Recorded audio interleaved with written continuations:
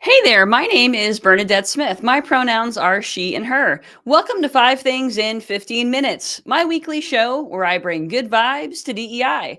That is good vibes to diversity, equity, and inclusion with a little dash of corporate social responsibility. What I found is there are lots of news stories about what's going wrong in the world and lots of negative data. But there are also a lot of things going right. That's what I like to focus on. I search for DEI stories that we can be inspired by and learn from. My hope is to inspire you to experiment with some of these inclusive actions and policies within your own organization to help you build a more inclusive world. In this week's episode, I'm joined by David Smith, Associate Professor in the Johns Hopkins Carey Business School and co author of Good Guys and Athena Rising.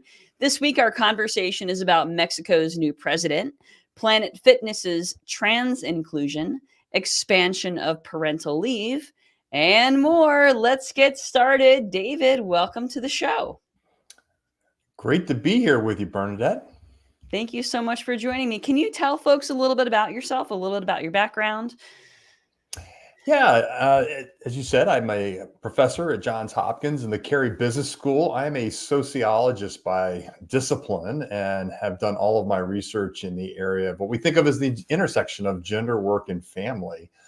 And so I had started my research looking at dual career families and looked at gender career paths and bias and performance evaluations. And really over the last 12 years or so with my co-author, Brad Johnson, have been working on a series of books and research around the idea of allyship that started around Athena Rising, our first book, which really focused on inclusive mentoring and sponsoring and advocacy. And then our second book, Good Guys, focused on a broader idea of allyship and thinking about it really kind of three key areas around interpersonal aspects of allyship, the public aspects of allyship, which really are about kind of advocacy as well as disruption when we see things happening or hear things happening. And then systemic allyship, which leads us into our third book that we're currently working on. And you and I had a chance to talk about this a little bit around the idea of systemic allyship, where we're really thinking about how do we create change that's lasting, that's long-term, that's really changing cultural practices and making long-standing change within our organizations, our society, and lots of different institutions. So looking at it at a much higher level. Well, that's sort of why I wanted you on the show, because there's actually some great examples of sustainable allyship in this week's Good Vibes. So we'll get to those in just a few minutes. That's fantastic. I mean, what are some of the examples that you've seen or some of the things that are getting you excited about sustainable allyship? That's a great question. And one of the things that's been really exciting is we've been doing the research for our latest book. And that is we talk to leaders and all sorts of different organizations, including, in government as well. There's a lot of great work going on out there. And I think that's one of the challenges we have around DEI is that sometimes a lot of the good work is just not as visible. We're not seeing it. We're not hearing about it as much, but there's a lot of great work going on out there. And I think that's one of the challenges we need to face is how do we highlight that? How do we make these best practice things that are working? And then, of course, sometimes things don't work exactly the way we want. And understanding how can we learn from that and then make sure that everybody gets a chance to share that. And to me, that's really how do we get to the basics of allyship is that sharing and learning and building community around how do we make things better for everybody. And lots of great examples out there. Just excited to start to share some of that. Yeah, that's really cool. And if we get back to sort of like the individual role in allyship, I mean, you're a professor. How have you figured out, and in your research and in your book, have you figured out any sort of tools of the trade to help grown-ups understand our common humanity? That we're all in it together. It's as simple as that. I think inclusion really is, and allyship really is as simple as that kind of fundamental belief. But how have you seen any ways to like really help folks get it? Yeah, I think there's a variety of levels to that question. And one is, Mhm. just thinking about it from the broader workplace perspective of understanding that, again, most of us work in teams of some kind. And it's just Mhm. inevitable, I think, in where we are today in work and understanding how to be most effective and efficient and be the most productive and delivering the best products, the highest quality. And in some cases, for organizations that are trying to create broader change, even, right? How do we do that faster? How do we do that better? So, from an innovation perspective, how do we become better at that? And certainly, creating a workplace environment that is founded on the principles of allyship, right? Where we can learn how to have some humility about what we understand and what we Mm. don't understand, and how we can help others become their best selves there, and everyone can thrive in the workplace, and not just focused on myself, but again, back to others. And I think this is where the leadership component of allyship is really crucial, and understanding that, hey, I have a role here to help create an environment where everybody can thrive, and understanding what that looks like, and it's not a one size fits all. And I think that's one of the challenges that too many leaders get caught up in the day to day, and it's really easy to do for all of us, I think, is remembering that, I also have a role when it comes to creating that environment. And how can I understand what works best for one person might work a little differently for somebody else. And then again, work is, as we've found, is not a just a one size fits all. Everybody has certain requirements, and those change over time as well. And so being able to be, how can I flex to that to make it work for everyone? Yeah, I think that makes sense. I mean, just remembering that everyone was an individual with their individual needs and styles. Absolutely. Well, in this week's Five Things newsletter, which, by the way, celebrating 5 years of Five Things, which is pretty exciting.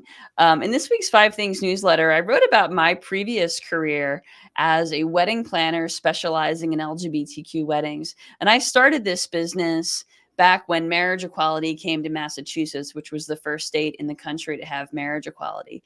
And back then, it was 2004, only about a third of Americans supported marriage equality. And when I ended that business about 14 years later, it was over 70%. And so one of the things that I wrote about was how the rite of passage of a wedding became a vehicle, it became a Trojan horse for societal acceptance, right? People came to the wedding sometimes out of a sense of obligation, not really supporting marriage equality, even though they love the people. Um, and then leaving as true allies. And so I think that there's really something to be said about sort of a covert approach and a more subtle approach so that people don't always feel like they're being taught, right? Right? It becomes something that is, a Trojan horse.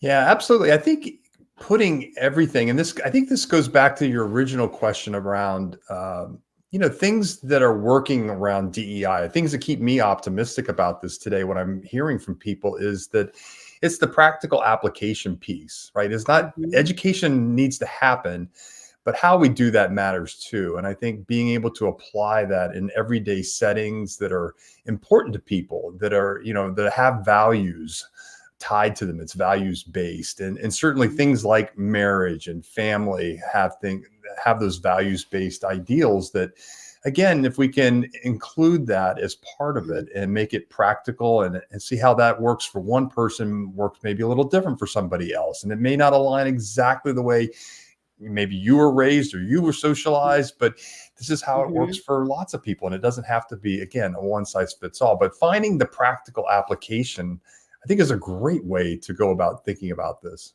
Yeah, exactly. All right, well, let's move into some practical applications in this Mm. week's Good Vibes. The first story this week comes from Scholastic Books, which published a Pride Guide offering educators a curated list of LGBTQ plus books for children. And there's more in there, resources about book bans, and so Scholastic last year received had a backlash because they allowed schools to opt out of offering diverse books at book fairs. They had a huge backlash to that. Then they rescinded, and now they're releasing the Pride Guide. And so I will take it, even though it's reactive rather than proactive. I will still take the win. Yeah, absolutely. And again, I think there's room for people to again to learn from and whether you consider it to be a mistake or not.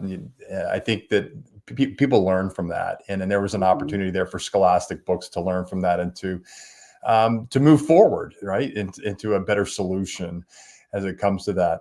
The banned books is the whole thinking around that I find to be really challenging in a lot of different ways, whether it's about LGBTQ plus or Mhm. it's around other aspects that, again, in related to DEI or other areas that I find that really challenging because I think again ideas come from lots of different places, Yeah. and we're placing some sort of a value on ideas in one way or another, and saying that some should not be accessible, or we shouldn't even read them or listen to them. I think is because it's heresy in some way. It Mhm. harkens back to older, centuries ago, where we look Right. back at some of those people that they had these crazy ideas, and it's like, what if we and they were tried to ban them at the time, and what if those people hadn't found a way to get their ideas expressed in different ways, and books are just one of them. And certainly, as we move forward in time, that there are lots of different ways to get ideas expressed and to understand how others may see the world differently or perceive things differently, and to value that. And again, it doesn't have to mean it works for you, but again, Mhm. understanding how people are experiencing the world a little bit differently and perceive things differently, I think makes us all a little bit better. Yeah, I agree, and see some of the books that my 13-year-old is being, taught in school, and how they're opened his eyes. I mean, he read a book Mm. recently called Refugee, and which was 4 different stories of refugees, or 3, and, it really gave him some empathy. Like, and it's just that stuff really matters. So I agree that we need to do everything we can to make sure folks still have this access. Yeah, to me, as an educator, it'd be like telling me I can't use certain books in my curriculum. Yeah. And I just find that it's like you don't necessarily have to agree with a theory or agree with a way that things are done in a particular way, but doesn't mean that we shouldn't be aware of them, and we shouldn't begin to understand and begin to develop. How do we develop empathy in people, especially as you think about children? Here's a great opportunity to do this at a younger age and to develop that empathy, so that when they become working adults, they've already got those kind of skills. Yeah, I agree. All right, the second story this week comes from Mexico, which has elected its first female president, Claudia Sheinbaum, a physicist and former mayor of Mexico City. So is notable for a couple of reasons. First of all, in 2019, Mexico had a constitutional reform mandating gender parity in political candidates, and that has dramatically increased female representation. So policy led to parity, and then she's also the first person of Jewish descent to lead the predominantly Catholic nation. So, really, really cool what's going on in Mexico with Claudia Scheinbaum. Yeah, and who'd have thought that it'd be Mexico was going to have a female president before the United States or a lot of other countries out there. And again, I think it just, to me, it also emphasizes the fact that there's a lot of great work going on at different levels, right? And sometimes it's at the Mhm. government level, sometimes at organizational levels or grassroots levels that we don't understand, we haven't seen, just not aware of it in some Mhm. cases. And here's one where, I mean, some significant change coming along in Mexico. We'll see how it plays out in terms of other areas and the impact that again Mhm. she's able to lead from that role. And I also, from again the religious aspect of that, just in some ways, I'm not sure which is more significant. They're Uh-huh. both incredibly significant to have somebody of the Jewish faith, leading in a country like Mexico. I was like, wow, Mhm. that's just mind blowing in so many different ways, and exciting to see that their population saw the opportunity there, saw the value add when it came to her leadership skills and background and experience, and the fact that she comes from, a STEM background as well, I think is very Yeah. exciting. So yeah, lots of great things going on there. It's a fabulous story, and just Yeah. so you know, that constitutional reform in 2019 that has currently led to 50% of the seats in Mexico's lower house of Congress being occupied by women, and women leading a third of Mexico's states. So it is like win after win. It's amazing, absolutely amazing. So we'll keep an eye on what else follows all of this women in leadership. Okay, the third story this week comes from Planet Fitness, which recently stood by Mm, its trans inclusive locker room policy, revoking the membership of a member who posted a video misgendering a trans woman and violating the gym's no photo rule. So that revocation sparked lots of backlash, but Planet Fitness emphasized their commitment, stating discomfort isn't grounds for denying access. So they have this whole judgment free zone ethos. And I just really love seeing companies affirm trans inclusion when there's so much backlash right now. yeah, and to me, this gets back to the comments and the things we were talking about earlier related to empathy and understanding and awareness of how Yeah. others may experience things differently. And so many people today, I still find have, just don't know anybody personally who is trans. And again, until you've had a chance to talk to somebody and let them share their story with you and their experiences with you, it's just eye-opening to see how Mhm. differently they've experienced things and to really kind of see their perspective on that and why these policies are really important, especially in the everyday places and things like gyms, for example, Yeah. because it really is affirming in terms of who they are and that they are included. They do belong there. Yeah, absolutely. It really is. It's brave. It's brave Hmm. because the backlash is so real right now, and we have seen other companies Yeah. back down. So, Planet Fitness and their $10 a month membership or whatever it is, like, go get it. Go. That's awesome. Yeah. All right. The last stories this week are right up your alley, David. This is about FIFA and the Citigroup expanding parental leave or catching up, depending on who you ask, in Mm, promoting gender equality and parental leave support. So, FIFA's new protocols, so FIFA is the soccer association, the Global Soccer Association, their new protocols offer 14 weeks of paid maternity leave for players and coaches and 8 weeks for adoptive and non biological mothers. So that it was initially just for players, and then it's expanded to coaches, and then Citigroup has expanded their leave as well, and it's just great to see people getting more opportunities to spend time with their kids, and we want to see more dads actually taking advantage of this expanded parental leave. yeah, and it is exciting, and it is part of the trend, although there's still a minority of companies today that offer things like 16 weeks of leave. And as you said, I think one of the opportunities here is to provide a policy in this case that allows Mhm. all parents, mothers, fathers, right? And it doesn't matter whether you're adopting or you're the birth parent, right? That Right. everyone gets the opportunity to be a parent and be part of that experience. The challenge with that is I can offer 16 weeks, but it doesn't mean that people are going to take it. And I think that Right. uh, again, we find more often that women are taking that. Again, the traditional notions of caregiving still tend to fall to women. However, how do we incentivize or how do we change things to make it so that it's normalized and destigmatized in many ways for men and for fathers to be Right. a part of that as well as parents and understand that they have an important role there. There's a lot of, again, this is back to the education. How do we educate both leaders and companies to create policy and to create practices that allow people to take that. So managers are encouraging, or we set that as the norm. The expectation is that you would take it. Why wouldn't you take it? Right? That is something that we're offering. It's something that's good for you. It's good for your family and your children. And oh, by the way, it's good for organizations too, because it builds commitment. It builds better employees. We're going to retain employees longer in our companies. Are going to go further.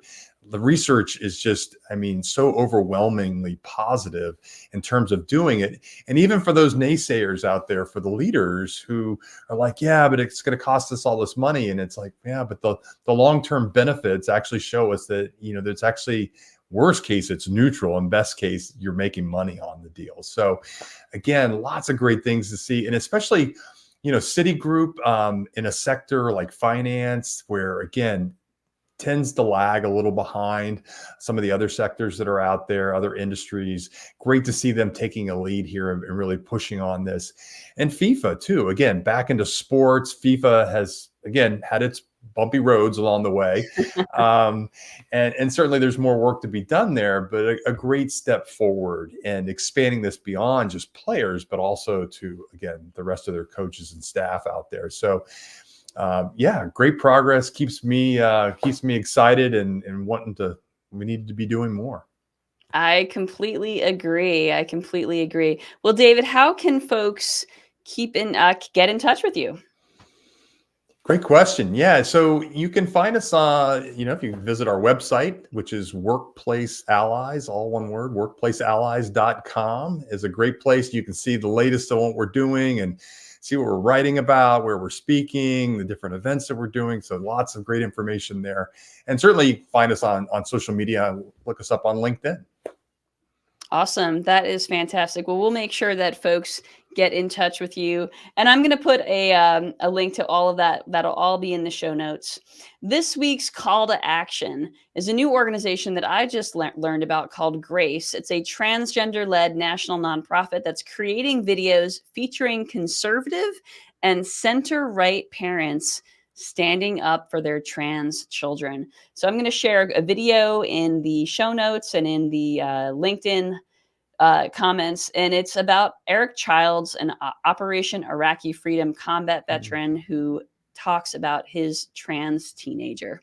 And he has conservative values, and I think it's just really amazing to kind of model that it's just love, it's just love.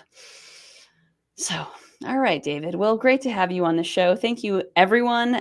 Thank you, David. And if you don't already get the 5 Things newsletter, you can subscribe at 5thingsdei.com. Have a great week.